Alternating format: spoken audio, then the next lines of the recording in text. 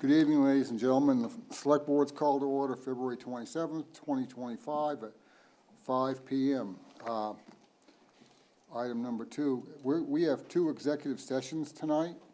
A is per MRSA 1 subsection 405-6E, consultations between the Select Board and its attorney concerning the legal rights and duties of the body. And B, per MRSA 1 subsection 405-6A, to consider the town manager's contract. And I'm going to need a motion to go into both of these executive sessions. Second. I have a first and a second. All in favor? Okay, we'll be back.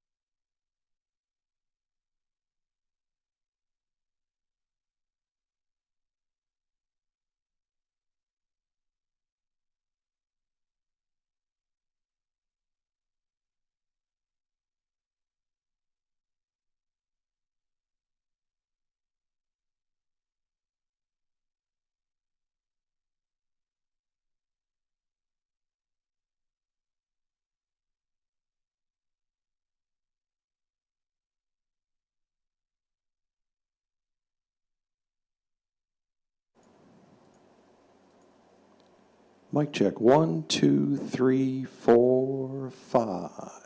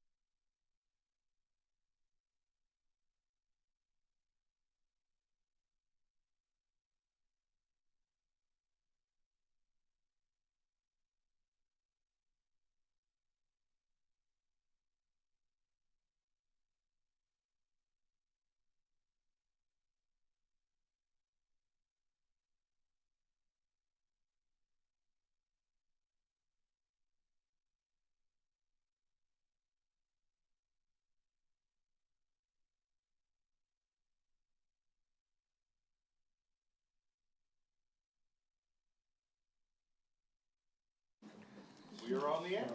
Good evening, ladies and gentlemen. The Board of Selectmen's been in executive session, and we're going to come out of executive session with no decisions made.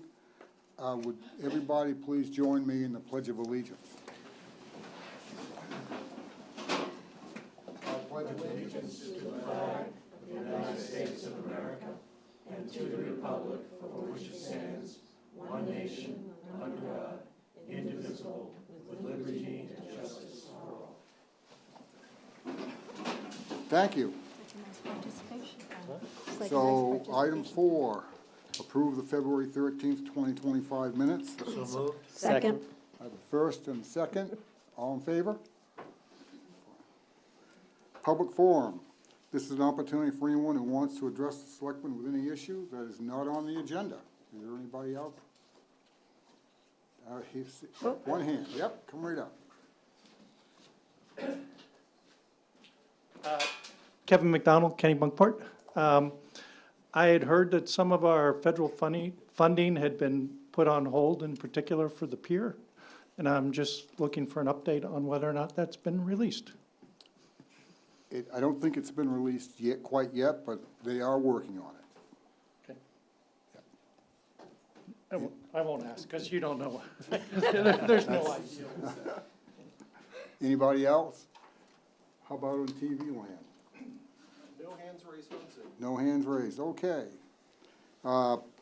6, public hearing to consider the amending chapter 160-11 parking control regulations in regard to the pier parking near the causeway. I'm gonna open, I think I have to take a motion, don't I, to open up the public hearing? No? Okay, well, we're gonna open up the public hearing. Is there anybody out here that would like to talk about this? Or have any questions about the Do you pier? want to just give people an overview? Yeah, we're gonna go ahead and, sometime in April, we plan on, closing the causeway on one side and having traffic lights like we had last year, through the duration of the summer. Just because there's not enough parking at the pier for anybody to park. So we need some additional parking, and they'll be parking on the east side of the causeway from the, how many parking spots do you think it'd be, 12, something like that? The number I remember was 12. 12, yeah. So that's where it's at. So is there any questions about this at all? No? None? Anybody out in Yeah. TV land? No? No hands raised. We have a question here, Al. Oh, come right up. A question, I'm probably late in the game, but I just saw this, and I had Could you please state your name and where you're from? Ann Campbell. I live, our family has Wentworth Cottage at 80 Pier Road. And I was just, it says, no parking continuing on the northeast side of Pier Road to the stone wall abutting the pier parking area. What's that look like? Is that meaning the pier, the stone wall? That's right around. Right. It's the Can you- roadway around from Langsford. Okay. And that real, Okay, I turn just wanted to make right sure there. that we were Yeah. talking about this, the Yeah. wall. But that's not what we're, that's the That's not what we're current. talking about Yeah, that's tonight. currently in the ordinance, not Yeah. That's anything not that a we're looking change, to that's change. not new. That's been there for a long, long time. Yep. So we need a motion, or do you want to talk about more of this? no, What we're going to do? no. Have to- Do we have to close the public Hearing? hearing? Yeah, I closed the public hearing. Okay, Okay, Yeah, public hearing's closed. so so I'll make a motion. if Do you you want me would. to read the language, or? I'll make a motion to amend, to make the following amendment from April 14th, 2025. Temporary parking will be permitted in the designated parking areas as defined by the solid white line painted on the asphalt on the northeasterly side of Pier Road, adjacent to the Pier Road Causeway sidewalk, from the area of Stonehaven Boat Ramp to the driveway at 76 Pier Road. This temporary parking, in conjunction with the temporary traffic lighting, will remain in effect until the substantial completion of the Cape Porpoise Pier replacement project. Second. I have a first and second. Any more discussion? All in favor? Okay. Item 7, approve a liquor license for Ches Rosa LLC DBA Ches Rosa Bistro, Cross Street and Union Street, Building D. The staff recommends approval. So moved. I will make, second? I have a first and second. Any more discussion? Hearing none? All in favor? Okay. 8, Town Hall Committee presentation by Alan Evelyn.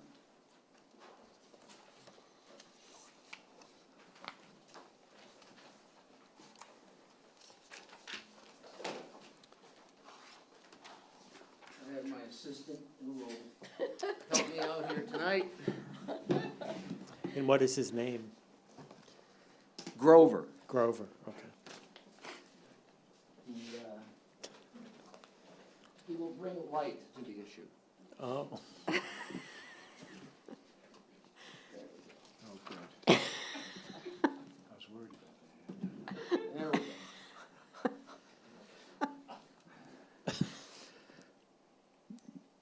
Nice to see all of you this evening. This is the annual report from the Town Hall Committee to the Kennebunkport Selectboard. Following the defeat of the warrant for the new town hall, a community survey was conducted to better understand why it was unsuccessful. With the appointment of several new members, the Kennebunkport Town Hall Building Committee resumed work to bring forward a new project for voter consideration. It was composed of continuing community members April Dufault, David Graham, Judith Phillips, Richard Smith, and Deb Bauman. New members who are joining us here tonight, Kevin McDonald, Tim Pattison, John Ware, and me.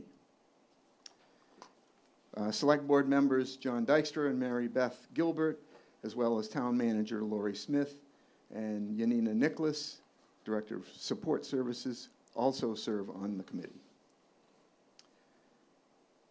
The determinations. The survey revealed that about 55% of those who voted no believed that we still needed a new town hall, but that the proposed cost was too high, the building was too large, and there were concerns about the basic design, the chosen site, and lack of understanding about the environmental impact and the use of green energy. The committee created charts to determine priorities to meet the wishes of citizens, as well as determine the best site location.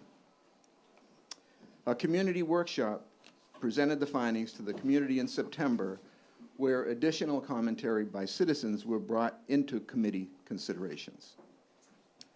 The committee fulfilled its mission by making a recommendation to the Board of Select people.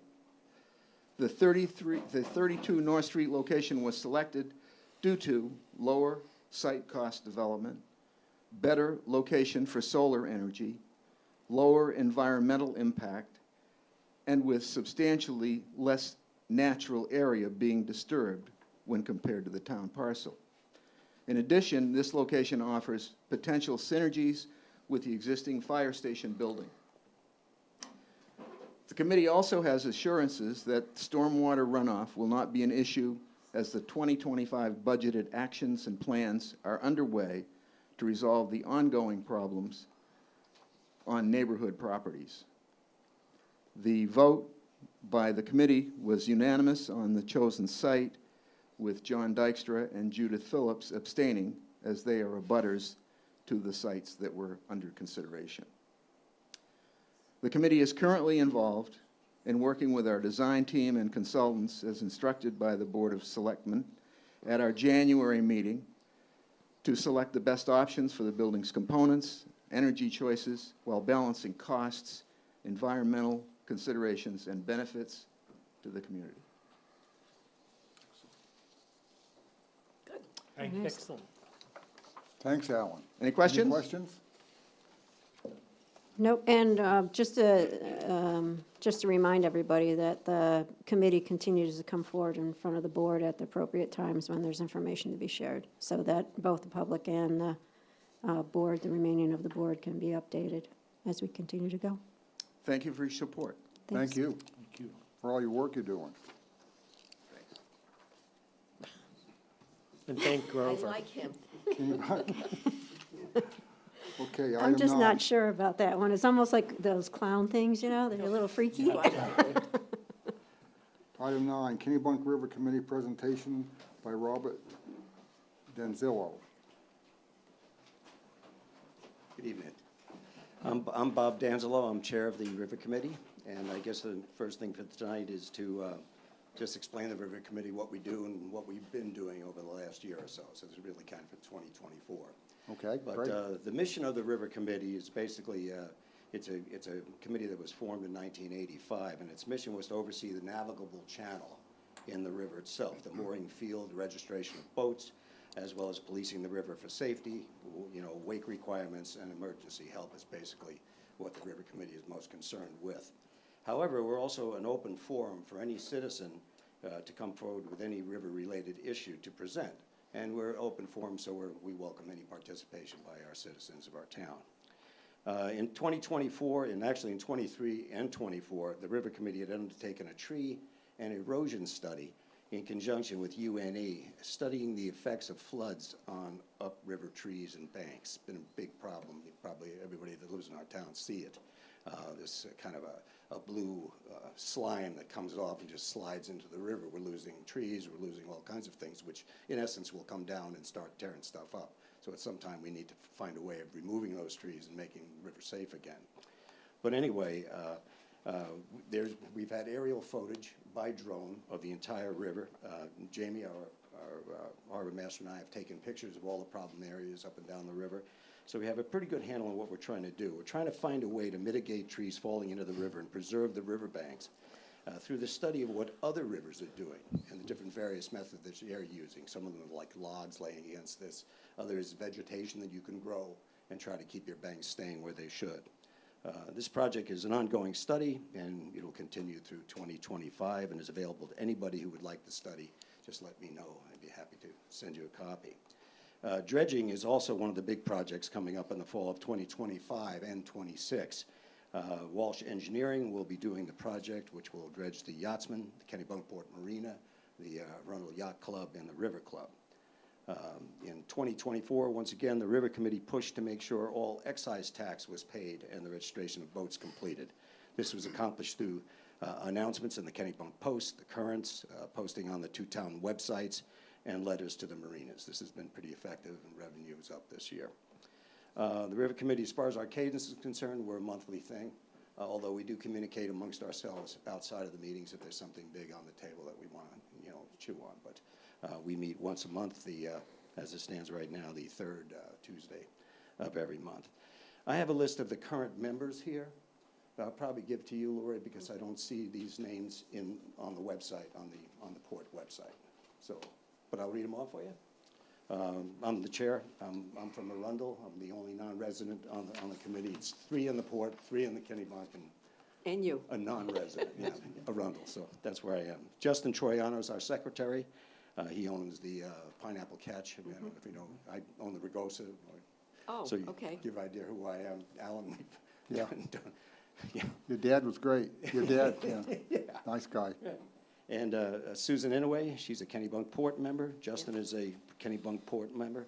Anita Carroll is a Kennebunkport member. And then there's Canupi Newkirk, or Rainier Newkirk. He's Kennebunk. David Pratt, Kennebunk member. Leon Travers, Kennebunk member. Deanna Ennis is a Kennebunk member. She's our alternate. Of course, Jamie's our harbor master, and Courtney Nato is the select board. We do have that list. You do have that whole list? Yes. Perfect. Okay, great. The support most needed from the select board is to keep the River Committee informed of any issues concerning anything that has to do with the river. When something is proposed to you guys that has to do with the river, where there's the building or a dock that's going to go in or something like that, those are the things we'd like to know about earlier than later, so we have some idea to be able to at least discuss it at the meetings.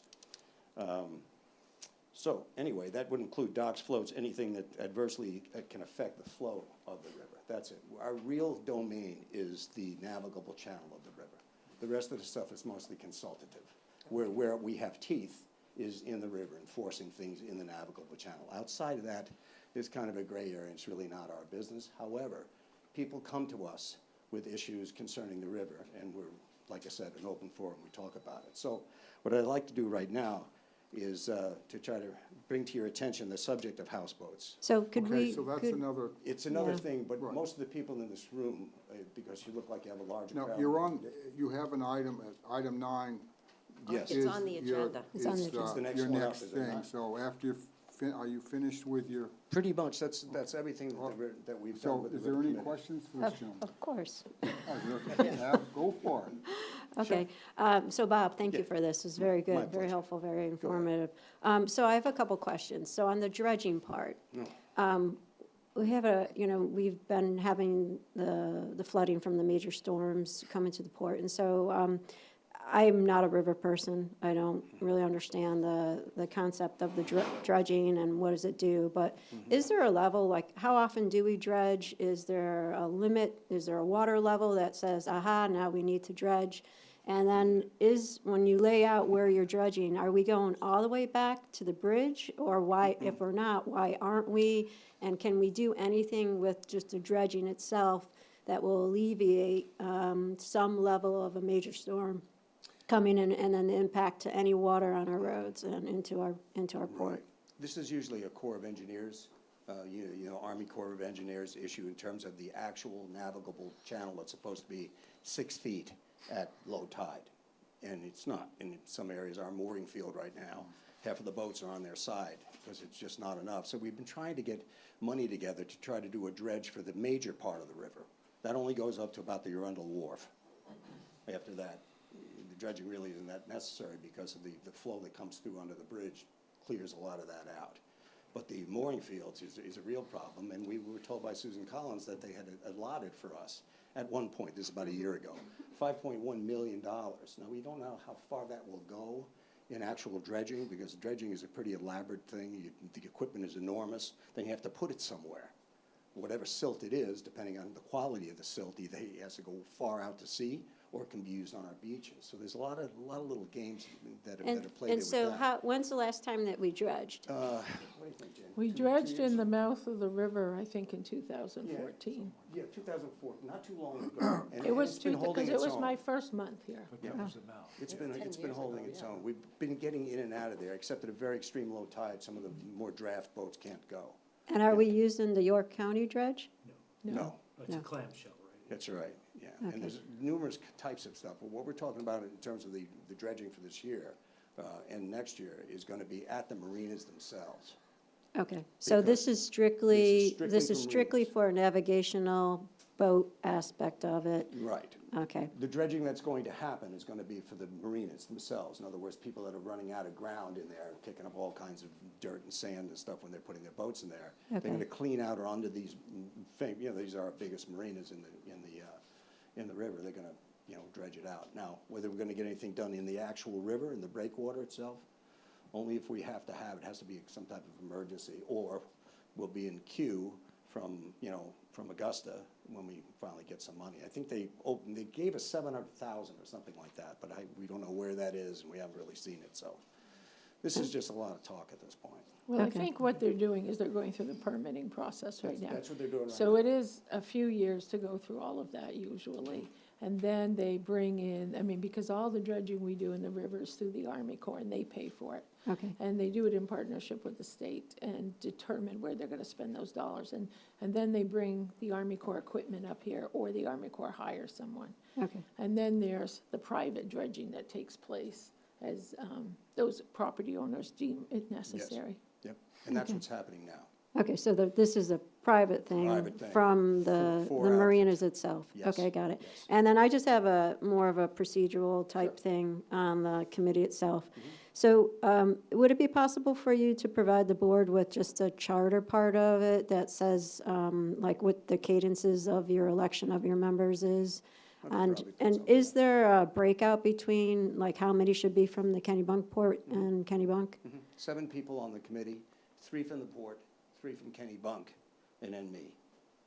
And- Okay. And in my absence will be somebody else, a non-resident, probably from Arundel, you know, so they're at least involved in the town, they know what's going on. Oh, so in the charter, there is one to always have a non-resident. The river ordinance states in both communities that there'll be 3 from Kennebunk, 3 from Kennebunkport, and 1 non-resident.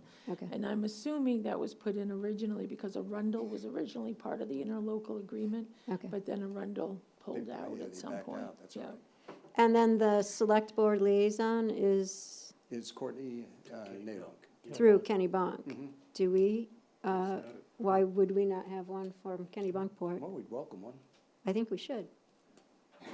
I'd love to have a liaison Yeah. for this side of the river, absolutely. A Who liaison would like that? from the Yeah. board. We'll Maybe- pick maybe it you back can and get back find to you. one. We'll find We'll one. find Yeah, one. we'll find Pick somebody. someone. That'd be great, because Yeah. the more communication we have, the better it is. That's how we see it. Okay, I just have a quick, Sure. so on the riverbanks and the trees Yes. that are falling into the river, that study is still going on with UNE, and you think by the end of 2025? We should be able to do it, but we also have to put together all of the pieces of the puzzle as to where do we get these, when we find a tree, how do we remove it, okay? And Yes. the study is about preventing the trees and the banks from eroding into the river, but we still have a lot of submerged things that haven't been dealt with, and as these storms are getting worse, we're getting more and more debris in the river and what have you, and at some point, you know, you're gonna have pieces of trees coming down the river, Yeah. tearing things off their moorings. Well, it took out the Look at Massachusetts, Spirit right? of So that- Massachusetts. exactly. I mentioned that in my report. Yeah. No, I think it'd be great when you get that report, if you could come back and talk to Absolutely. us about that, because there are things that we might want to look It's into. important, Yeah. without You can a doubt. set it up through our Through liaison. your liaison, to my There right. you go. And we'll To my welcome all of left. that communication, it'd be just absolutely wonderful. Well, usually what happens is, when somebody asks a question, why you don't have a liaison from Kennebunkport, that's usually the person that steps up to the plate.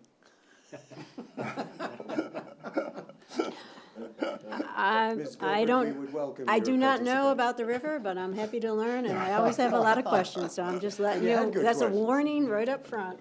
It's all good stuff. Cool. Any more questions? Not on that. Not after that. So, don't go away. I won't go away.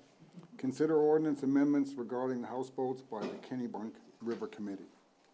You're up. Yeah, I put a little something together here just to give you some idea of how we feel about this and what's going on. It's about the houseboat that was put in there by the White Barn. That's been the alarming thing, but they were looking to put 3 more in there too. But here we go. There are already places in Maine where they have outlawed and just, you know, there's no houseboats allowed. Winthrop's one of them. York, no houseboats in York Harbor either, you know. So there are people that have already been kind of proactive going after this. Is it because of the size? Yeah, there's a lot of different factors in it. It's not really a boat. But let me read this Okay. out, and then I'd be happy to field it. I have a couple of questions when you're done. Sure, let's do that. I might be able to answer some of them right here. But anyway, this houseboat issue was kind of a surprise event to us. Recently, several Lowell Village residents who reside or near the Doan's Wharf Road and the Kennebunk River have been attending our river committee meetings. And they're deeply concerned about the addition of this houseboat at Doan's Wharf, built, owned, and operated by White Barn, but that is owned by Auberge Resorts, which is a huge international resort company. They are not from here, they are from away. These residents have multiple concerns: traffic congestion, parking, local resident access, EMS, fire and police response, just to name a few. Because what's happening is all of the traffic that's going down to this houseboat, all the action that's happening there is cluttering up the roads. So if you needed emergency vehicles, it might be a serious problem. It's just one of the concerns that these people have. So as soon as the River Committee became aware of this issue and started to delve into the background of the houseboat, it became kind of clear that the River Committee was never informed of this plan, and that it seemed to pass through code enforcement with very little, if any, public exposure that we know of.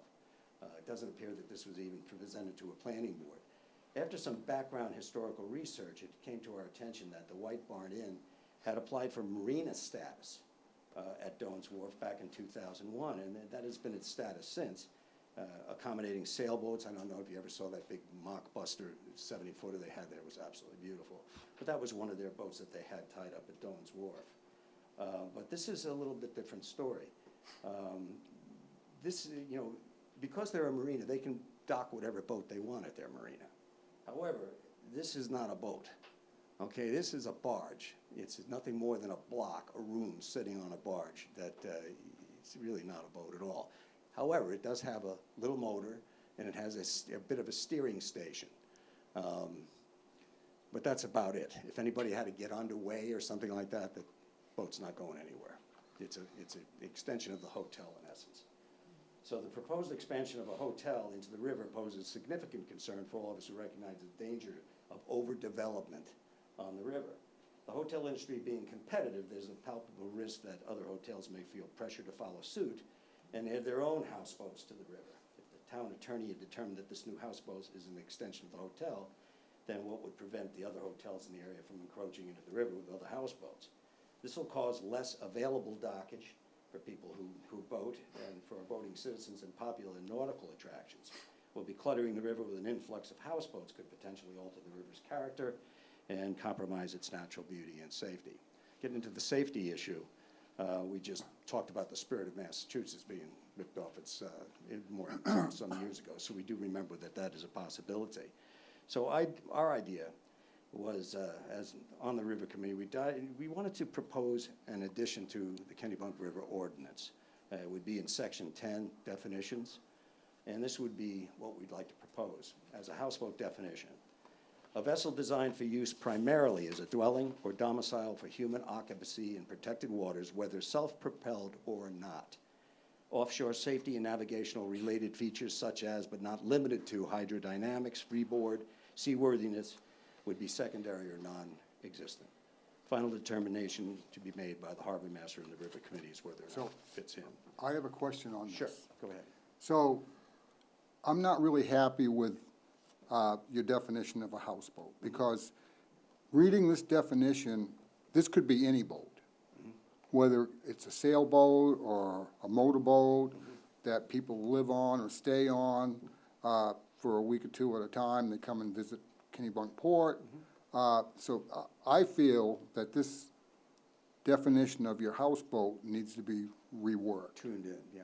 So By that's, the way, just to make this clear, because I think you're getting at this, this has nothing to do with people sleeping on their boats overnight or being on a mooring, and we've had people that live on their boat, part of the summer. It's not what we're talking about. We're talking about something that's a box on a barge. right, but this is really too vague about a houseboat. You need to This be, needs to be more. if you would. Yeah, and absolutely. then where it said final determination to be made by harbor master and the river committee, Not really. I would say that to bring us, to come to the board and say, we're having a problem here and whatnot, and it's a select board's issue from that point on, I think. Those are the only two issues I have, and I don't know, does anybody else have anything up to this? No, I was gonna say the same thing about the fact that, if it was just a sleeping thing, we have sailboats, we have. That's yeah. fine. I mean, and why not? I mean, if you had a nice boat that had chicks or something like that, you want to sleep on it, but this is a completely different thing. Right, That's but not that what we're doesn't talking say about. that. Yeah, That doesn't say It that. needs to be clear. It needs to be a lot clearer than it is, please. My only question, so Go ahead. I get where you're trying to go with this. White Barn, I'm assuming this is on the Kennebunk side of the river? Yes, it is. I haven't seen them, Yeah. but doesn't the boathouse have a houseboat? Yeah, they did, And- and that's nebulous. I don't know if Jamie would want to address that particular thing, but yeah, they had a little houseboat there. But remember, you're starting to get into parking. There's all kinds of other things that play into I'm just, something like that. I'm not, would this impact them? If it was, the If it- river ordinance is It on might. both sides of the Right. river. Yes, And yes, It it would. would. If we adopted a similar ordinance.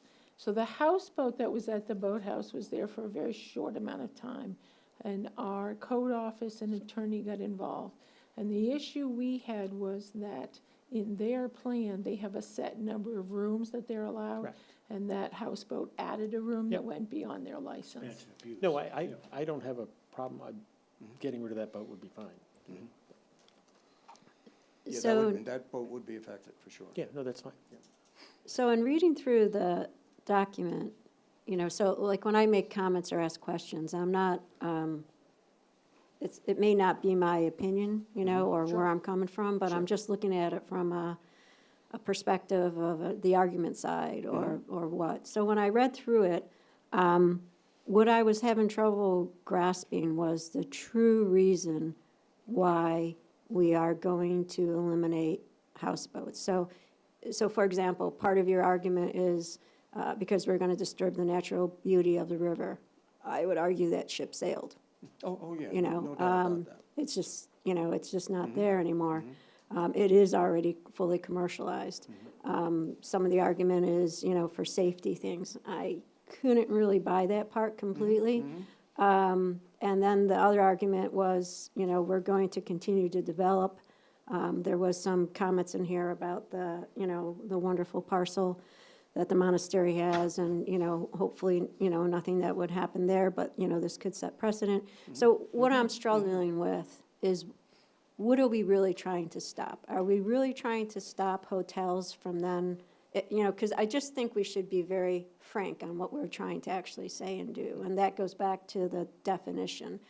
So I'm with Sheila and Alan, and I think probably the remaining board members on just tightening up that definition. So it's strictly if that's what the request will be. But also I'm just really having trouble understanding the why, I'm gonna get to that. I will cover that, I promise you. But I wanted to get down to the second thing I wanted to change on the river ordinance if possible. This probably should be cleared up too. But we'd have to have, it would be in section 8, the rules of river use. It would sound like this. It shall be unlawful to dock, anchor, or moor a houseboat upon the tidal waters within the town in an area encompassed by the mouth and source of the Kennebunk River. So it basically take houseboats out of the river completely. Let's get into, let me tell you this, and then we'll discuss exactly what you just asked me. Given the importance of preserving the river as a natural asset that makes our community unique, we should act to address the issue. I said we need to find a way to mitigate the trend of houseboat development and ensure that the river remains a place for boats, not barges. When you start putting houseboats in the river, all of a sudden the dockage starts to go down. You don't have the ability to dock a boat. Now you have less dockage, and you're going to have houseboats that can break free from time to time. What do we do with that? So those are the things that we were talking about. Now, I know you're looking at me like you don't buy that for a second, do you? No, Bob, How far do you let it go in this town? No, I'm just thinking through, so I'm always thinking the argument side. So, for example, we do the wharf and weir here from the Select Board in the state of Maine, and part of me is who has the rights to the water? So does a cigarette boat, so would I personally want a houseboat or one of those really big, loud cigarette boats? I don't know, I'm a little caught on that one. It's a boat, though. So but I think, I hear what you're saying, and I appreciate that clarification, but it's still, I don't know, I'm interested to see what my other board members say. No, that's good. That's good. What I would say here is, I don't want to have to tell you the wonderful things about the river, because you already know that's probably one of the most special rivers in our state. And one of them is the reason because the monastery land is there when you come into the river on the left side. It's absolutely stunningly beautiful. There's nothing like that, and I bet you there is one company after another salivating to get their hands on that land. And I just can't imagine what this river would look like if that became developed, where you got buildings right up to the river with the docks and everything else going in there. And I think that's something maybe we should think about trying to preserve. But that's just a personal opinion on that. But we have a lot of people in this room that are here to talk to you about what this impact is on their neighborhoods. Okay, and so, I mean, how far does it go? Yeah. Most of these things I think is kind of irrelevant in that I don't think you're going to see houseboats at Chicks or at the Kennebunk Marina, okay? But down the line, where, for instance, I think it was Nayland's Lobster Club people have bought the breakwater. Well, what's going to prevent the breakwater from taking, the docks out of there where Striper Swiper is and all of those boats there that operate their fishing charters out of that, then put a bunch of houseboats in there. See what I'm saying? And then it becomes a fad, and all of a sudden you've got houseboats all over the place. I don't think that's what we want in our river. I certainly don't, not as a mariner. So do we have, again, I'm not a river person, so please take that into account with my questions. But do we actually limit the number of boats that sit in the harbor at one time? Well, the mooring field, yep. Okay, but the mooring fields do, but then And with then you have marinas where people dock their boats. Some Okay. people don't dock at all. They'll just use a ramp just to put the boat in the water for the day, which they can do at the Kennebunk Marina. Numerous places you can do that. Yeah. but it's always been a river for boaters, you know? And there's all of this stuff that we have from, you know, fishing charters to, you know, lobster tours or, you know, whale excursions. So the argument here is, the argument is it's that ruining a you neighborhood. want, It's so ruining the a argument is that you want to keep the river strictly for a boating exercise, which could require, so could the White Barn dock a sailboat there? Absolutely. And then people could stay in those rooms? Absolutely, it's a boat. You can Okay. cast off and go if you have to. Okay.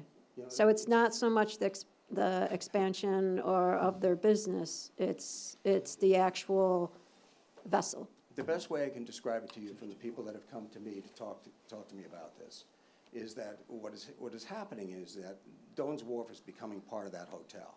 So the traffic and all of the things that make that place is gonna get crazier and crazier, and it's ruining their neighborhood. It already has rooms there, right? The Dorrance Wharf They have, already, they have a couple of little At least cabins 4. there, a couple of cabins there. oh, they're nice cabins. Those are nice cabins. Had a good Have you seen definition the- of have you cabin seen on the that one. barge? Yeah, but that's. No. 2,900 a night Yeah. to look at a mud. How many a mud bank, bedrooms? and it's only for 2 people. Oh, my God. And you're looking at the Arundel Wharf dock. I mean, and, you know, 2,900 V's, I could be Elon Musk type wealthy, and I wouldn't drop that kind of money on something. But hey. But again, it's not, by eliminating the houseboats, Mm-hmm. you're not gonna stop the traffic. To John's point, you're not gonna stop the traffic or anything because there is a marina or dock there. So that's done. And so that's where, when I was reading through this, I was getting confused on what are we actually saying that we're limiting? And what you're saying, just clearly, is that river shall only be used for seaworthy vessels. Yeah, And boats. people can sleep on them all night, people could rent out the rooms or whatever they choose to do, but that thing's gotta be able to go out in the open water, withstand the Get off the storm. dock under its own power. Yeah. And be registered with the state like the rest of our boats are. But that's not really it. The thing is, the people from that neighborhood have been badly affected by the addition of these houseboats, and 3 more are going in. So they came to us with that, you know, that concern. And so we feel that it's important for us to at least bring it to you guys, to take a look at it, maybe come up with some kind of amenable agreement, and see what we can either stop them or do something, but they're not happy, and I think that, you know, we need to listen to their arguments. I would like to see you come back with an updated, Happy to. especially with the definition of houseboats and, well, you know what we're looking for, I Happy to, think. yeah, I get a clear view of what you're looking for. But Bob, if we did an ordinance, Mm-hmm. is what the White Barn has already submitted through, that's the 1 unit and the additional 3 are grandfathered then, if there's a new ordinance that went in? It looks like it would have to be. Okay.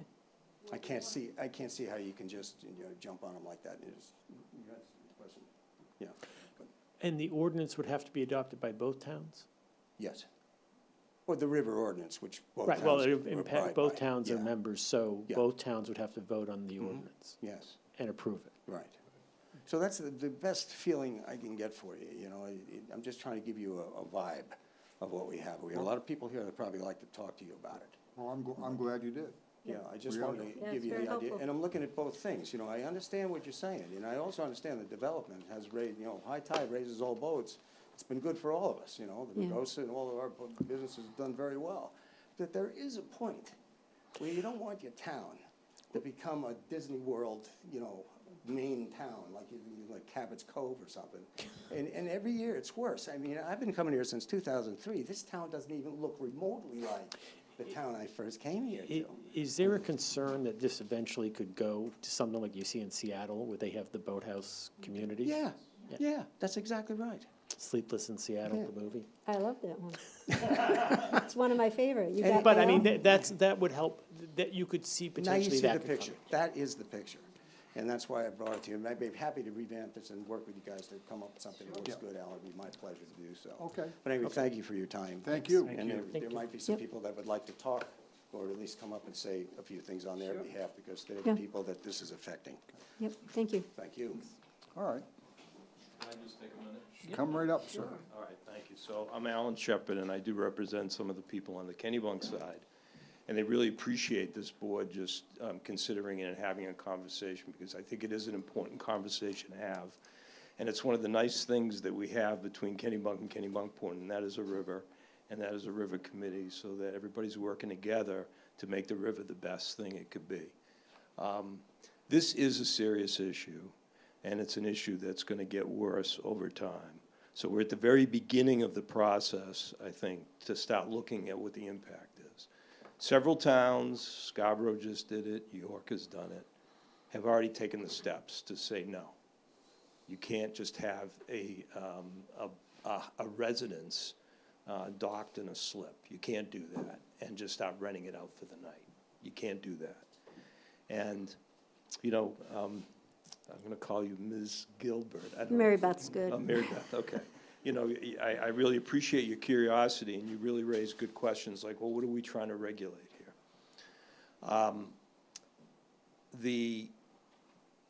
There's an area called the intertidal zone that's subject to land leases with the state of Maine.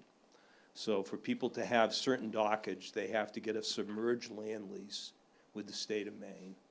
And these folks do have a submerged, you know, the people at the White Barn Inn, they have that. But it starts to get a little vague in terms of where that lease begins, where the public area of the water begins and the private land ends. And basically, it's the low water mark, you know, like we have all dealt with in this crazy state of Maine, where you own the intertidal zone where people live. So that still is in play with, you know, river frontage. So the state of Maine is already taking steps to make sure that, and they have a bill in the legislature to try to stop this from ever happening in any areas that the state controls. But if you have a submerged land lease, like most of the deeper waters do, Alan, I don't know exactly what it is down in Cape Porpoise, but you're probably familiar with it. Pretty much. You know what it says, water-dependent uses. Okay, that's the key. That's the reason, Mary Beth, that we're talking about this. The river is for water-dependent uses. That is a public resource that's available for public use. Now, you can have private ownership of those docks, but the actual use of the water itself is for boating, not for people to start packing residents along the water and using the aesthetics of bobbing about and being right on the water as some kind of novelty item to be able to charge people a lot of money. And what's happened in Seattle, if you go down to the Keys and get near Key West, I mean, that's what a lot of these boat areas have become, is places where people just live. And that's fine, and, you know, we can make distinctions. I mean, Alan, you're right on in terms of the definition. You gotta be really careful with the definition. But I think that's just the first strike of it. But now there's already examples with other towns and what they've done, so we can start to take a look at that. So, you know, the hope is that you guys are receptive to the idea of continuing a discussion about regulating houseboats that are used to be rented to other people. And that may be a trigger. That it's all right if you live on it yourself, but if you're gonna rent it to the transient public, if you're gonna Airbnb the boat, maybe that's another thing you wanna think, is that really what you want? Yeah. You know, so I think that that sort of all falls into that same category, and that slippery slope. But it is just that. I mean, if you limit it to that, you're not preventing, you know, Seattle or the Keys. People live on those boats. You can live They're on a not boat. rented. If you wanna pay, well, you can't live through the year. It's gonna be a tough year if you're living in through the year on dockage. I don't know how many people do that, Al. But I guess you could do it. If And you if have a someone wants to summer do it, residence, I mean, again, are you trying to limit it so there are no houseboats No. on it? Or are you saying just ones that are? you have for to rent have, Or for I mean, hotel? Jamie House probably knows more than I, but you know, there's some towns that you can't get a mooring and just leave a boat on a mooring, like on a public mooring, if you never take the boat off the mooring. No. Do we have that? You have to in- use it. Yeah, you have to your boat. use it. Oh, So yeah. it has to be for boating. Okay, so even someone who wants to just have, you know, a boat that they never intend to take out, probably, well, certainly shouldn't have a public mooring. And then if it's a private marina, that's up to them. But that's what this is, that's not what this is about. This is about renting to other people, and this is about hotels, in this case, using it, but then it could be, there's nothing to stop Chick's Marina from allowing someone to just say, hey, you wanna have that space and you wanna pay me X amount a foot, I don't care what you do with it, if you have different people on there every night, and the boat never goes out. And the other thing that's important to realize is there is a limited resource, like there's never been before, in the ability to get any dockage for a boat in the Kennebunk River.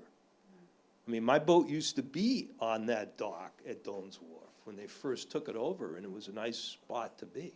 But now those are all gone. I can't find a boat.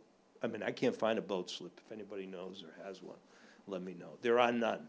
People are on waiting lists. So that's a limited resource, and it should be for boats.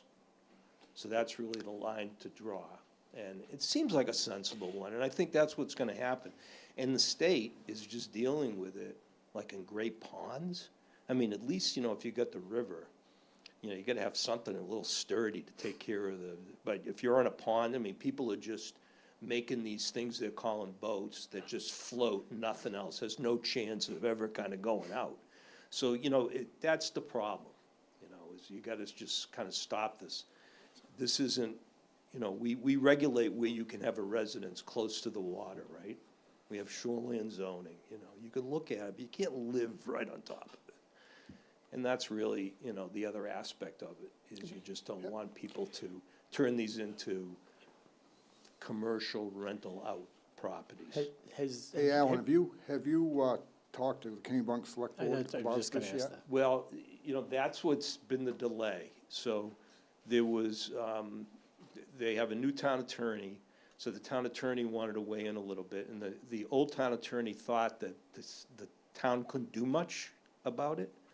And then I think, through this group, and I think, Bob, you've been talking with Kennebunk, now there's gonna be a meeting like this. There's gonna be a specific meeting with that group and the town attorney. So I think all that's gonna be done, but it would be really great when we start talking to them to say, hey, Kennebunkport's very interested. That's all. No one's asking for a commitment, just nods to say, yeah, this is worth considering. It And is worth considering. That's all. That's how I feel.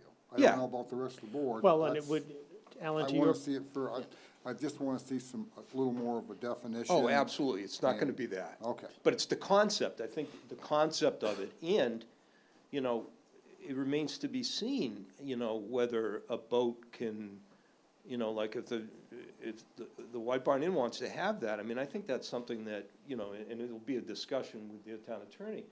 Every year, you have to look at, like, what boat's on the river. And if you have a houseboat next year on the river, we don't allow those anymore. Just because someone had tied it on the year before doesn't mean they're guaranteed to keep on having it there. So I think there could be ways of even affecting what the White Barn is. But it's bigger than the White Barn, that's just It could be. that's the kind of the focal point, because the state has pictures, they talk about this ridiculous looking, have you seen it? No, The- I haven't. It's beautiful, but it's not a boat. No, it's just a. What's Just that? David. I was just. Do you have a question? No, I was just gonna say, you asked my question, Oh, I'm you sorry. haven't talked to Kennebunk yet, or you're in the process of talking Oh, to the yeah, select. we have a meeting it- set up. It was supposed Okay. to be set up in March, now it's in April. Okay. Yeah. But it may also be something that we would wanna put on a joint committee, when we have a joint committee meeting with them, that this is something that after. Yeah, you've that would be we wanna great, talk. yeah, Yeah. yeah. Yeah. That would be good. But, great, All right, thanks. thank you. Thank you. Yep. I'm Jack Foley from Kennebunk, and you definitely should have a joint meeting with Kennebunk. I'm just getting involved in this, but I don't want to be. To your definition, I was reading this thing about Scarborough, that they were concerned about storage and water in the boats, which may have been one of the pushbacks. You're gonna have a definition, and this isn't gonna be a boat, it's gonna be a barge. So what do you do with the storage, and what do you do with the water? Now, granted, the boats that come in probably do something with the storage of water, but if this is a different kind of vessel, then do they come into the same rules? Now, if I was the head of the monastery, and I called the Pope before he dies, and I said, we need some money, because we can put, this is a Kennebunk problem, not yours, we can put these boats all along the monastery, because you know how much we need money, because they do need money. I think that the thing that bothers me the most, in addition to the traffic aspect, is the proliferation of these with the Northampton as well as the breakwater. Even, you know, the boathouse did have one. So I think that the clarification of what these vessels are, and now that it's been grandfathered, that's kind of, you're like, you're a lot pregnant. You know, it's an issue. It's an issue for both towns, and I think it's a really bigger issue for you guys, because you've got all the other opportunities more than Kennebunk does because of the monastery, which is at the moment preventing this from happening, where the other hotels could jump in, and why wouldn't they? There's a lot of money at stake here. Why wouldn't they do it? Just find the place, do it. That's all I got to say. I don't have I don't have the answers, but I'm assuming that they don't have to pay property tax on those either. They have to pay some kind of. No, not the monastery, no, but I'm like, if you got a In boat general. out there, in general, you could put a boathouse out there, a houseboat, and you're kind of running property tax free. I don't know about property taxes, but I know that, You would you have to know, pay excise boat tax. excise tax. But that, Right. Yeah, But- I think just when No. you guys come back, I think Yeah. either if it's to us or to both boards, I still, you know, the more we keep talking, the more I'm just getting a little wrapped around the axle. I think we have to be really crystal clear on what we're going to limit. What we're trying to achieve. So there's the definition, Yeah. but then it's actually what we're trying to achieve, because we keep weaving in and out of things, and it's like, whoa, we're throwing the kitchen sink here. Let's be really crystal on what are we trying to achieve here. And I'm looking forward to when Galen comes up, because on page 124 of Yeah. our document, Yeah. there's a specific reference to something that's built over the water. So I'm kind of curious if we don't have something already crystallizing on the Kennebunkport side, but So, but that, Galen, Yeah. Okay, yep. any more questions? Nope. All right, thank you very much. thank you. Thank you. Item 11, consider a residency policy for registrations, licenses, and permits. I was wondering where you were. You're way in the back. Good evening, Tracy O'Rourke, Town Clerk. And I'm just following up from the last meeting where we talked about formalizing a policy on residency as far as specifically motor vehicle registrations. So I went back and reworked the document, which I think you have a copy of. And I just clarified a few things. I added that we would take a tax bill, closing documents for the property where the vehicle is housed, or a rental agreement or statement, either in person or in writing, from the property owner, stating that the individual resides at the address, a current utility or heating bill, and I also added a bank statement with the physical address, not a PO box. Perfect. So I And don't know if that, noticed you did specify that the name has to match up at the top. Yes. That was Yeah. one question I had when I was reading your intro, but that's Yeah. perfect, yep. so the other thing I thought of this morning is I could do just a quick and easy form letter that we could hand to someone who is renting or staying with a parent who doesn't have a formal agreement, kind of like a blank Yeah. bill of sale, and just have them Fill it out. fill it out, and it'll just say I this think that would be person really is staying helpful. here. that's fine. Yep. So that's something we could do to make it easier as well. Yeah. Good. Yep. So what do you do when, or maybe this has never come up, but say a lady comes in and she wants to go ahead and do this and get her car licensed or whatever. And she says, well, my name is such and such, and her husband owns the property. So how would you go about approving her if her name was different than her husband that owns the property Well, and she was typically, on it? they usually come in together because they know that it's gonna be that way. But, I mean, So- we aren't trying to make it harder, so we will work with people. Okay. You know, get him on the phone and he'll say, my name is, and this is my wife's name if it doesn't have the same last name or whatever. So you've run So- into that before? Yeah, that Oh, does happen sometimes, yeah, I was just curious. yeah. So we do try to work with people as much as we can, but we also want to clarify some of the perimeters. So Perfect. Wanda's gonna have to show up with you, Alan, is that the point you're making? I'm glad I can't hear your question. That's good. So Okay, what's the pleasure of the board?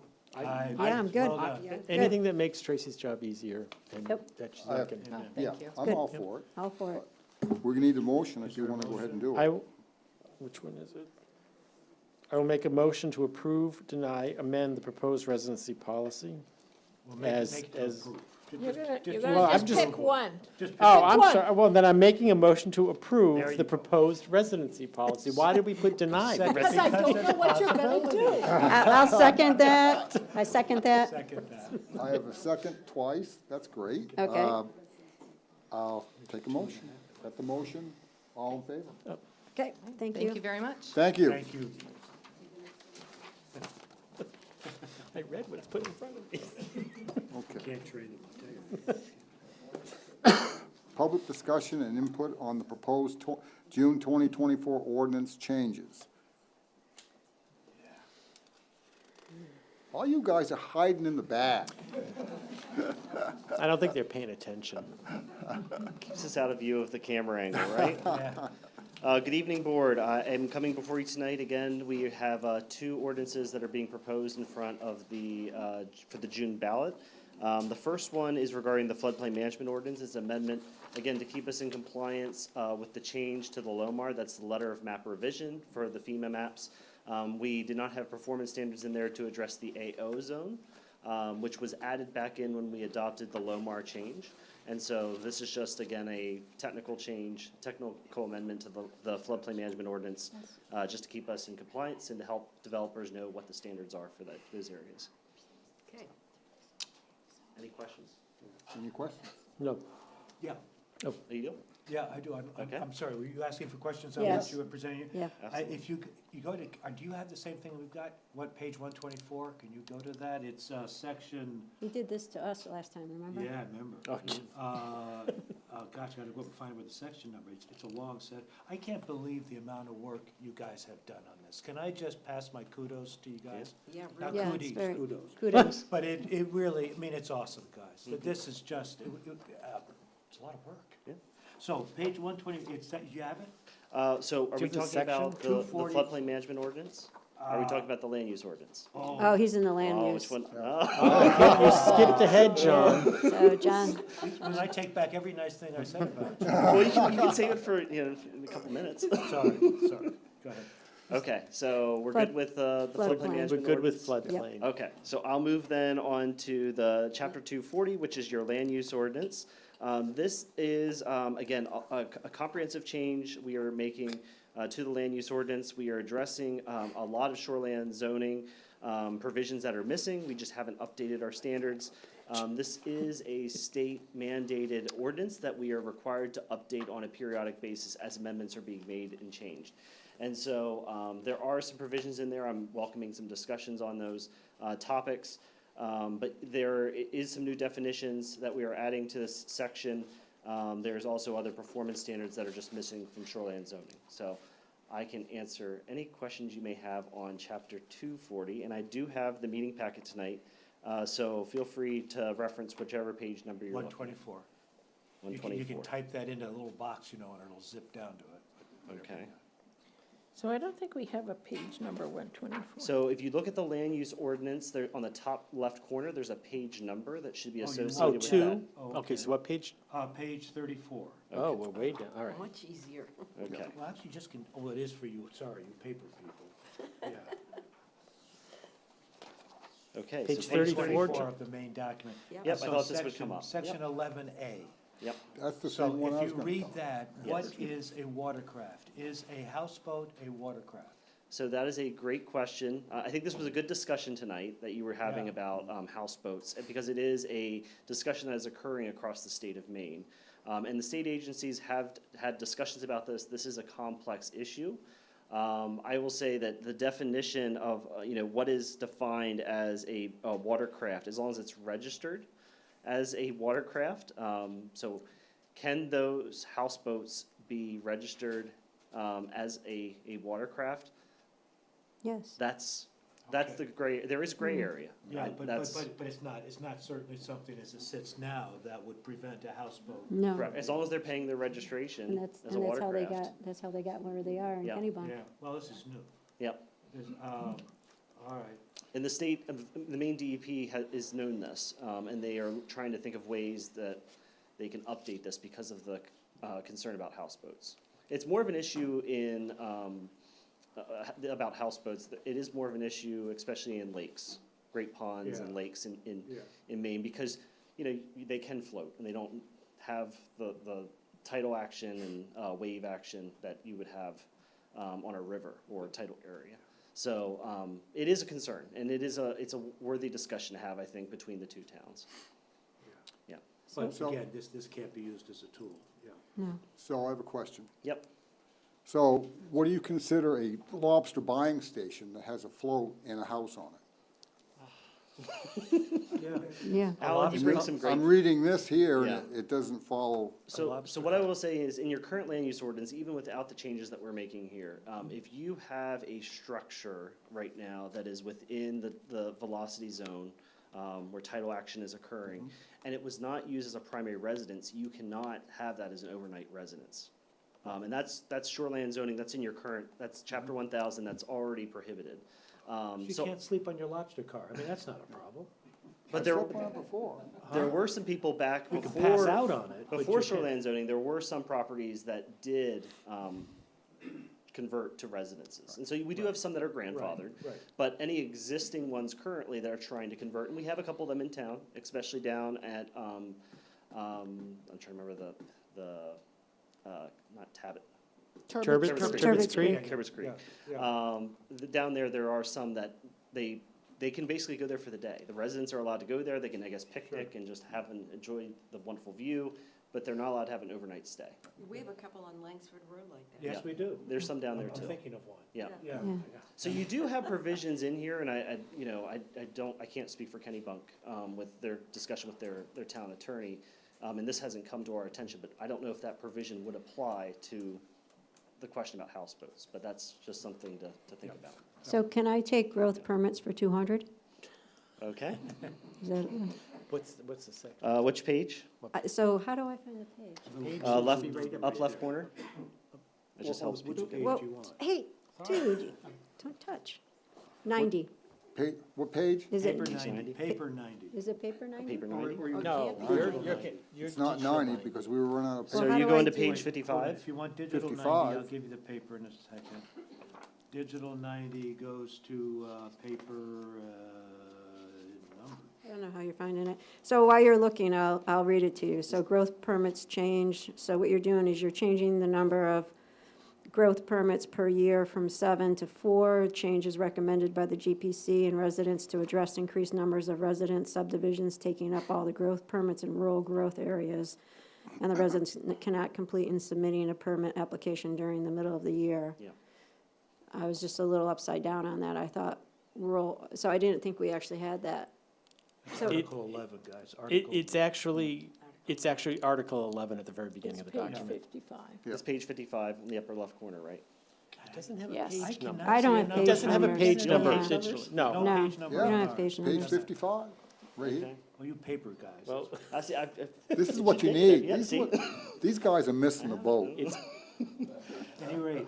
So I can talk, I don't understand. So I guess so we're going from, Yep. so I think before we used to, so where I'm getting lost on the scaling is, I thought that, like when we talked about these permits before between rural and growth areas, that we were managing, was it like 34 permits or 23 or 26 or something in it's just total? 40 total, and they're 40 split total? between the different growth areas. Right, and that we were good with 40 total, and then we just made the changes as we, like, you guys would just say, okay, we're gonna pull from a few here to, add to growth, take from rural where it was needed during the course of that year, and that we were never really over the there wasn't this big desire to go over there wasn't a need to go over the 40.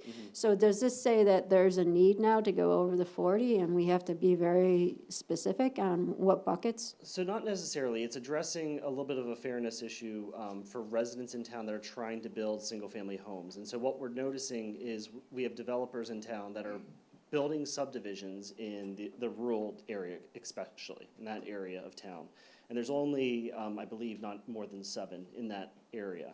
And so with these subdivisions that are taking place, the developer can come in and they can request up to 7 in our ordinance, so they can take all of them at the beginning of the year and keep that going. As long as it's associated with a building permit, those growth permits, when issued, are good for 2 years. And so what we are noticing from developers is they are getting these growth permits, and then they are holding on to them, and then they're selling the lots as they see fit. But it doesn't leave any additional growth permits available for residents to build now. Right. And so we think the 4 is a compromise. It's I think, a reasonable expectation. The developer can still take 4 out, and if there's still any additional ones left over in December, that's when it's open again for people to purchase additional. So I guess I'm just getting confused by the wording, because we're taking the growth permits per year from 7 to 4. That's just the cap. So that's how many you can get at the beginning of the year. In January, you can take out 7 growth permits. Oh, And so we're just a limiting- person, Yes, oh, okay. yes, yes. So I thought you were taking the breakage of No. the 40 and Yeah. saying, okay, growth is going to, and I'm like, whoa, I wait see- a I minute. see what what- you're- Yeah, no, so no. you're saying for a Yep. specific builder, Yep, person, yep. you can only, to that one name, whether it's a company or a resident, Yep. you can only have 4. Yeah, so we think it's just gonna increase the fairness for just, a family in town that has, a child that wants to stay in the area. They can have the opportunity to get a growth permit that year. And so they the need only one. thing it would do from a developer standpoint, it would delay a developer from finishing a subdivision potentially. Potentially. I mean, and again, Potentially. the hypothetical is, too, that in December, You have to build that those cap 4 is homes, removed yeah. in December. Yeah, So if they have additional ones in the queue, okay. they can get them issued. They would have built all 4 homes. Okay, and so keep it that's ready. it. I just was so Yeah. the wording was, I just didn't realize it was for a person or I thought it was something to do with the 40 split. Okay. That's a great question. And then, stop. And then I just didn't understand, if you could just help me with the language for the one below it, 240 attachment 1, remove the language limiting single-family dwellings to 1 per lot on tables. This was missed on LD 2000. Yeah.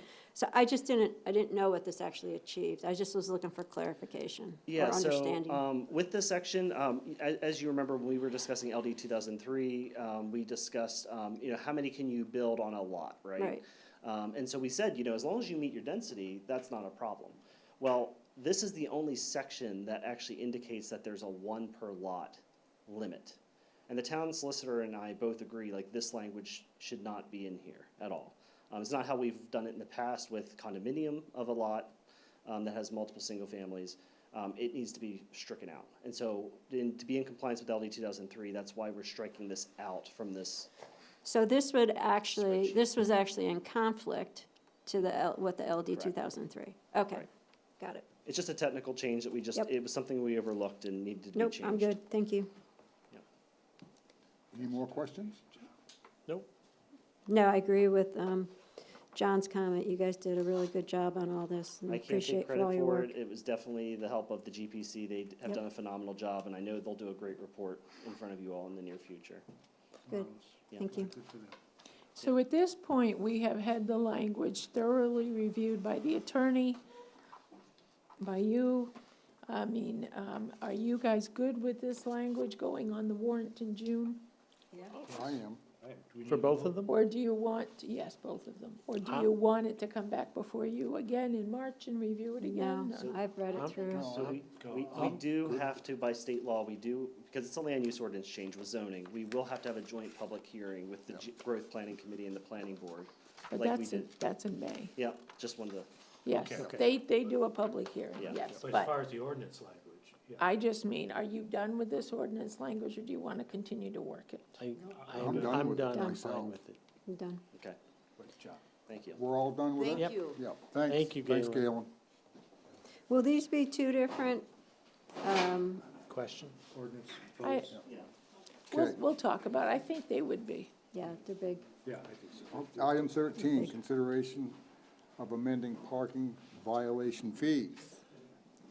So at the last meeting, we had a very energetic board that was making a lot of decisions. And so here are the decisions that you were discussing as I wrote them down. And the question is, do you want to make these effective? I put the effective date as May 1st, because that's really when we start giving violations again. And Chief Simeone is here as well to answer any questions. Hey, were you hiding in the back too? I was hiding in the back. Wow, you really were hiding. Chief, are you happy with how this has come out? I am. I think it's in line with, what other towns are at right now for their parking fees, so I think it's reasonable. And the handicapping parking violation is what the state of Maine allows, correct? The max. Correct. So my only comment is on, so if I look at the handicap parking fee, and then I look at the fire lane violation, to me, those are two equivalent errors in terms of what they do to residents. So in one, you're hampering somebody's access to someplace because they actually have a physical handicap and they need that space. And then the fire lane, to me, is equally as egregious. Because, so for example, I just always go back to what I know. And when I talked with Chief Everett, the fire down in my neighborhood, we were literally 7 minutes away from that door, one of the doors burning through, which would then combust the whole upstairs, which would have caught the house on. And our houses are so close that, we would have been trying to contain. And so time is of essence. And if we have another fire down in that area on a July 4th weekend or a heavy summer day, somebody's parked in the fire lane, people are parked across the road on the wrong side of the road, people are parked in front of the little bridge, there is no way that fire truck is going to get through. And when you're counting on 7 minutes or 4 minutes or 5 minutes, and there's a difference between somebody's home being completely burned or, God forbid, somebody needing medical help, I keep harping on this because this is an issue to me. Public access, the right of residents to have the protection for both health and their domiciles. So to basically, get you're it. saying that Up it's not it, enough. just do handicap and fire lane at 265. I just think, I'm just trying to get this thing so that we don't have, so if we can't raise it, I'm okay with that for the rest of the board, but I just need to make sure that we have free fire lanes in this town, especially during the heat of the seasons, through the whole town. Sure. So obviously, as the board, you can set the fine. I will let you know that in advance of this meeting, I did go down and I met with our Public Works Operations Manager, Matt Philbrick, down there to kind of take a look at that. I do think that there can be some improvements down there with signage as well as marking the road. Some of the signage down there is in conflict with, not so much the ordinance, but after you pass the bridge. So by ordinance, parking is allowed on that side of the road from Jeffries Way to 100 feet beyond the bridge. But when you get to about that 100-foot mark, right, there's now a sign that says no parking on pavement. So, and the characteristics of the road and the land off to, adjacent to the road don't really lend itself to vehicles parking off the pavement. So I think we need to go down and re-examine that, when spring comes and we're able to put signage in and able to paint again. But I do think that we can make some improvements down there so that it's signed well, it's marked well. I think this will curb some of the problem. Could anybody still park there despite that? Absolutely. But that's just a phone call to us. We'll go down. Typically, if we were to get a phone call like that, we would go down and the officer would assess, can I get a fire truck through here? Can I get an ambulance through here? No. Well, at that point in time, that's when we would probably reserve that privilege to tow the vehicle. But I still, again, but I agree with Mary Beth on this. I think there needs to be a deterrent, or people are going to park there. Sure. And having a fine greater than $100 with a sign that so states that, which I think is important, you're gonna have people parking there. Yeah. And you may wanna tow them, but if that fire truck can't get through, $100 is too little. I would, Want to do 150? I'll raise you 150. Well, again, okay. The 265, I think, you know, that's the momentum piece of handicap parking, otherwise people just park there. You gotta know that you're gonna get stung or they're gonna park there. It's always the best spot, it's the closest spot, and so I appreciate why that has to be really high. But I also resonate with Mary Beth's concern about especially that area for the fire lane violations. We gotta keep that road open. So do you want to wait until we get the new signage and just, we can change it if we wanted to? Well, I could change it before I make the sign. Well, maybe we you won't would need want, to if the you would want to signage change, works. were you thinking of putting weren't we gonna put the fine amount on the sign? So, you know, I think, you know, your decision So you need tonight, to know what the fine is. I think your decision tonight regarding what the fine, you know, should be, is independent of what we still need to do down there Yeah, exactly. anyway, Yeah. you know what I mean, so. Exactly. So I think you making a decision tonight. I can't discern a difference between handicap parking fine and a fire lane fine. I think they're both tantamount to me in terms of risk to residents for different reasons, but equally, to my mind, they're at level. I would like to see a 265 for somebody that parks in a fire lane anywhere in town. I think we have to The one issue I'm gonna bring up about that, Mary Beth, is you brought this up last year about someone parking it by the beach in front of the fire hydrant off of Old Bedford Road there. I went down and looked for that fire hydrant, and I couldn't find it. I just couldn't find it because it's buried in bushes. So if we're gonna do that, and you're gonna find someone 265, you clearly have to mark on the road that there's, wherever there is a fire hydrant or fire lane, and it's gotta be freshly painted, it's gotta be brightly painted. I mean, you can't have fire hydrants hiding in people's bushes and someone accidentally parks and then charge them 265. That's just I have no problem with raising it at some point, but we also then have to clearly mark where these things are. Which is the intent, as I heard Chris say.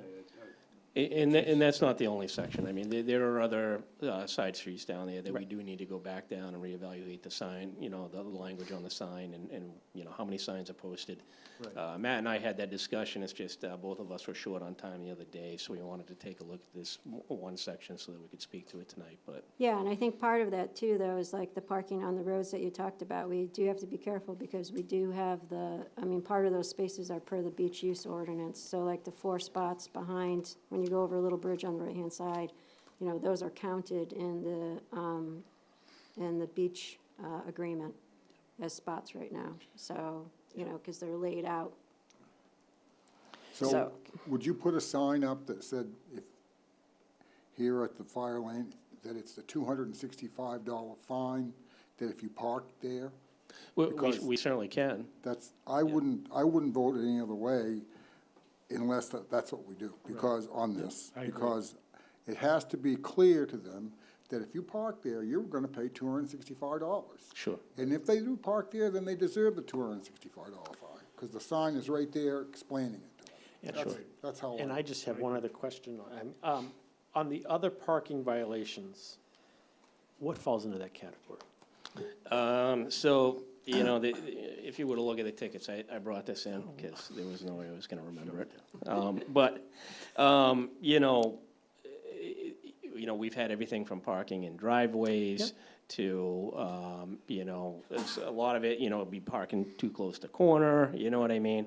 So Way out those, the street or something, right, so, you know, it's those less substantial ones as opposed to. A lot of times it's cars going over the line and like parking half in one spot and half in the other. But there's still an obstruction to traffic perhaps too, you know. All right. Okay.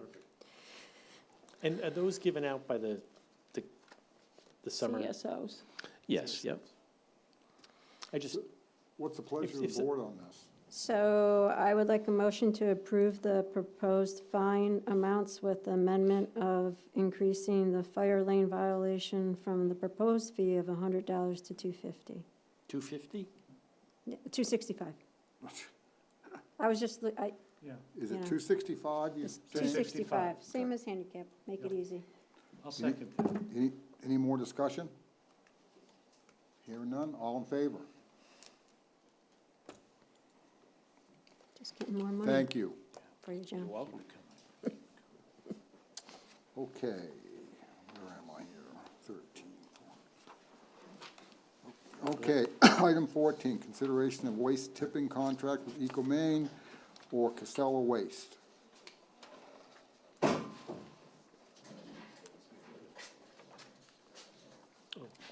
evening, everybody. I believe Laura's provided you three options that we're evaluating right now is to either become, option one is becoming an owner with EcoMaine to basically a contract with Casella to pick up our waste and recycling and take that to EcoMaine and become an owner of EcoMaine. The second option is to become a contract member of EcoMaine, which they have offered to provide us a 30-year contract with EcoMaine, with, once again, Casella. And the third option, option number 3, is to provide service with Casella, staying with Casella, which would be a 4-year contract with the associated fees that you see there. What you find there is basically the hauling costs, the tipping fees, for all 3 of those options. Tonight, I think that we were looking for direction on which way to go, what is the wish of the board, on which direction they would prefer to go, so that we can enter into negotiations with one of those vendors. I'm in favor of it, of going with a contract with EcoMaine. That's how my feelings is. I think it's a Well, I don't- 30-year Don't wanna be an owner. contract. We don't want to be an owner. I don't want to be, I said Yeah. contract. Yeah. It's a 30-year contract. That gives us enough longevity to take us into the future. After that, I mean, there's all kinds of things could happen, and between now and 30 years, they might come up, decide to go ahead and ship the stuff to the moon for all we know. But, yeah, I'm good with a 30-year contract. Yeah, in looking at these, I am concerned about the short length of the Casella contract, although the price is very good for these 4 years. There's absolutely no assurance what would happen, even parameters of what would happen after that 4 years. I'm in favor of a longer, stable contract with EcoMaine, having spoken to legal counsel with the concerns, particularly over liability, and how that could come back and bite the town. I feel that the cost savings by being an owner do not offset the potential downside, dollar downside of liability. So my choice would be a 30-year contract with EcoMaine. So I would say that I agree with everything that was been said so far. I would just emphasize that, with Casella, we just didn't have the longevity that I think the board is looking for, and that's what you've heard from I think the other board members already. And then in terms of the difference between EcoMaine and the buy-in or the contract, I believe the cost risk profile analysis would push us into doing the contract. That's a better security for the town, a benefit to go to EcoMaine and get the benefit of what they do for reducing landfill for us. So I think that's a good thing that aligns with our town direction. And then it gives us the security that we need in terms of a contract versus an ownership. And I am going to agree with what has been said. EcoMaine, I think, provides resiliency in the terms of we're not just throwing stuff in a landfill like at Casella, that they burn it, they turn it into energy. We're not taking up as much landfill space. Originally, probably was going to thought that the ownership was a good possibility, but your board the board raised a good question with legal counsel and discussions on the potential liability to the residents of the town if something happened. And I think to what John and Mary Beth have said, and Alan, and the savings that we would get by being an owner isn't just not worth taking on the potential liability. And my concern with Casella is that Casella's, although it was a great deal for the first 4 years, it's only a 4-year deal. And who knows what's gonna happen after that. So if we can get a 30-year contract with EcoMaine, I am support that. So we're gonna need a motion to move forward to go with EcoMaine. I would like to make a motion that we enter into a contract for 30 years with EcoMaine for the processing of our solid waste and recycling, and enter into a contract, modify our existing contract with Casella to pick up our recycling and solid waste. I'll second that. I have a first and second. Any more discussion? Hear none, all in favor? So just Thanks, Eric. so you know, this will have to go on the warrant in June as well, because it's such a long contract, the town will have to vote on it. Right. Okay. Approve restriction on vehicle weight limits on certain roads in accordance with The first sign of spring. I've already Yeah, seen I the said that signs up tonight. too. What? What is that about? Yes, MRSA Section 2395 and Kennebunk Traffic and Parking Control Ordinance. yes, so it's that time of year again, we've, at this time of year, we, as the town of Kennebunkport, as well as our local communities, move forward. You'll find that probably all our surrounding communities have just started this week as well as posting their streets. As you can see with the weather we've been having, we're starting to see some melt, after a frosty month and a half. And so it's just now time for us to limit the weights to 23,000 pound vehicles. There are exemptions to this. I want to make sure that everybody's clear that delivery vehicles as well as oil deliveries and those types of vehicles are allowed to get to your home. They are not restricted from this under state law. However, this is, the contractors building homes, bringing in concrete, things like that. Those trucks will those vehicles either need to ask for permission, possibly post a bond with us, or the permission is really typically if the ground is frozen, we will allow them to travel over. What we're looking for is cracks where water is coming through the cracks in the road, showing that the frost is coming out of the ground and that sub-base material is becoming saturated and weakened. And we really want to keep lighter vehicles on those types of roads. So when are you gonna post the road? Tomorrow. Tomorrow? Tomorrow? Okay. With your approval, of Well, course. then I'll make a motion right now. I'm gonna make a motion right now to, To get it going. makes a motion to restrict the vehicle weight limits on certain roads in accordance with the 29-A MRSA Section 2395 and the Kennebunkport Traffic and Parking Control Ordinance. Second? I have a first and second. Any more discussion? Hear none, all in favor? Thank you. Thank you. Thank you. Item 16, accept a $1,000 donation from the Atlantic Firemen's Association towards the Emergency Fuel Fund. I will make a motion to accept. Thank you very much. Yes, Thank you very much. I have a first and second. All in favor? Thank you. Other business, David? The only other business I have is last time I was here, I mentioned that Nina was stepping off the planning board. I now want people to know that Larry Simmons is announced that he will be stepping off the planning board. He and his wife are potentially moving out of town. So if anyone knows anyone who'd like to be on the planning board, there is a vacancy. There's a Two vacancies for Two alternates. vacancies? Yes, That's a tough one. That it? that's all I got. Mary Beth? Something that I was wondering at some point, I know Galen and the team's been working on an awful lot of stuff, so at some point, whenever it makes sense, Lori, we had asked when we were talking about the garbage stuff and the garbage containers, if we could get some type of thing from Galen about the container, the building a little structure.